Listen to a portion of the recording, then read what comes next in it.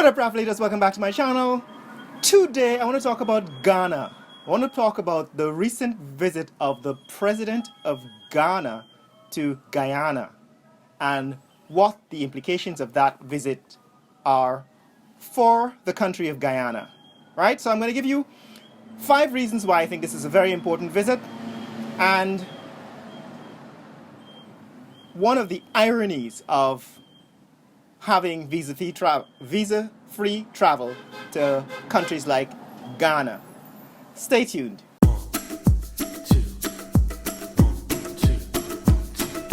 Oh, this is my day. I'm ready to take it on, come what may.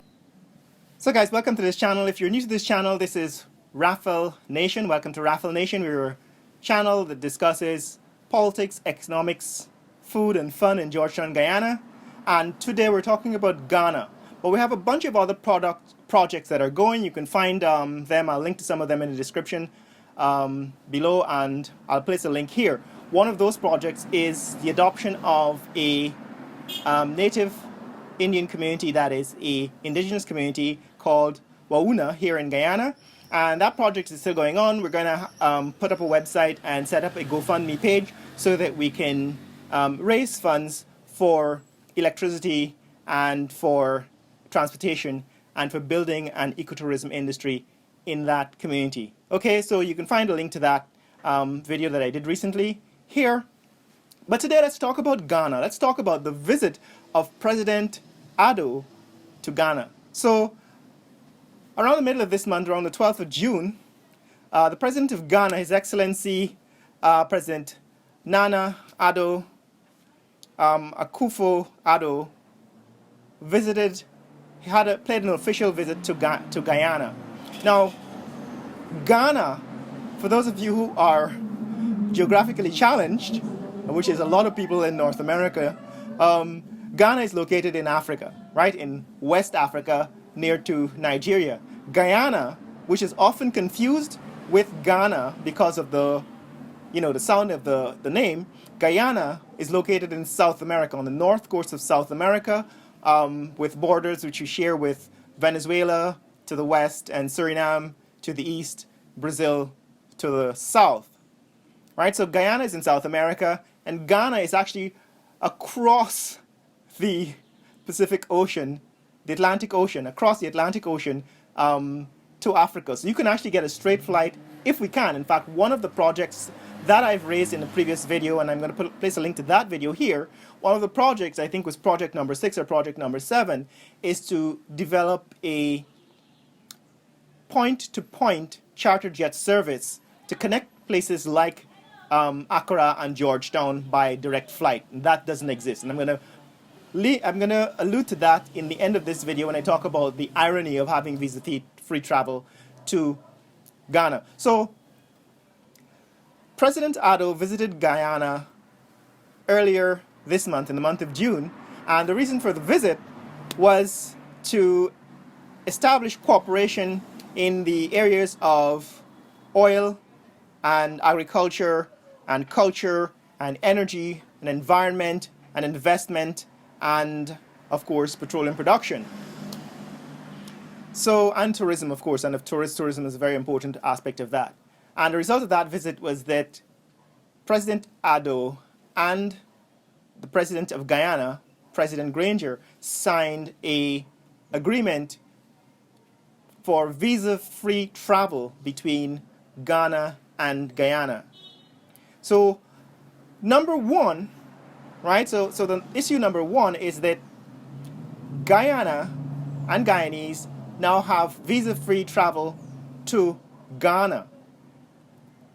And that is the irony that I want to allude to, because to be able to get to Ghana, Guyanese have to fly either to Miami or to New York and then fly to Ghana, or you can fly to London Heathrow and fly to Ghana. But we don't have visa-free travel to London or to New York, right? Those countries still require Guyanese to have a visa. So visa-free travel to Ghana presents the same old problem that you can go there for free without a visa, but you have to go through countries that require a visa. We also have visa-free travel to Russia, right? So Guyana and Russia also signed an agreement for visa-free travel, but to be able to, for Guyanese to get to Russia, we still have to go through so many other countries that require a visa, which is why I came up with one of the projects to establish an airline that specifically connects Guyana to those countries where we have visa-free travel and where we don't require a visa. And that requires point-to-point charter jet service. Point number 2, oil. So, no doubt the reason for President Addo's visit to Guyana is to establish some kind of cooperation on petroleum production, on the petroleum industry. So Ghana has gone through what Guyana is going through. Ghana recently discovered oil and brought in oil companies to run their offshore oil recovery and production and so on. So Ghana is a few years ahead of what Guyana is going through, and so Guyana can probably benefit from some of the experiences that Ghana had during the period when they made their contracts. As you know, our oil contracts with ExxonMobil is still in dispute. There's still a great debate about whether, in fact, the contracts that Guyana signed with ExxonMobil and a number of other oil interests are really beneficial to Guyana. Whether those contracts are, in fact, only beneficial to Exxon and those other producers, and whether those contracts should be renegotiated. Now, our relationship with Ghana, which has gone through this process and probably signed some of its own contracts, some of which probably are different from the ones in Guyana, Guyana can benefit from some of those experiences and learning and cooperating on future contracts. So that is one of the second reason why this is an important visit for Guyana. As you know, the president of Ghana also went around the Caribbean and offered the same kinds of cooperation with other Caribbean countries because, as you know, this is the year of return. Ghana is now on a charm offensive, going around the world and reaching out to the diaspora and inviting them to come back to Ghana. This is a very, very important, very shrewd move, particularly for the tourism industry, because there is a lot of interest in exploring the world beyond the traditional tourist traps, and Ghana is taking advantage of that growing interest in the world in exploring new places. So that brings me to point number 3. One of the reasons why it's important to have this relationship, this visit that the president of Ghana is making, is to make the world aware that tourist destination Ghana exists and that tourism can now flourish or expand or extend to these other places that previously were overlooked, places like Guyana and places like Ghana. And so the visit of the president of Ghana to Guyana highlights the fact that not only are we invited to return to Ghana, but we're invited to tour Ghana and to tour places like Guyana, and we can experience some or establish some kind of cooperation, further cooperation between our two countries to develop tourism in Guyana and Ghana. Point number 4. So point number 4 involves some kind of politics, which is unique to Guyana perhaps, but it's a kind of racism that enters politics in Guyana whenever places like India and Africa are come up for political discussion. So there's a lot of resistance from the Indian community in Guyana, with Guyana forming relationships with African countries, and in this case Ghana. And it's basically the old racist tropes coming up. You know, I've had some of my political commentators, Guyanese commentators, talking about comparing Guyana to Haiti in an unfavorable way, and what they really mean is that Guyana has a black president, so it must be like Haiti, or future will be like Haiti. So this kind of antagonism comes up from time to time, but I'd like to say, just like the relationship between India and Guyana improved during the previous government, during the during the administration of the PPP, during the 23 years which the PPP ran the country, you can expect an improvement in relationships between Guyana and Africa and African countries during the administration of APNU and the coalition government.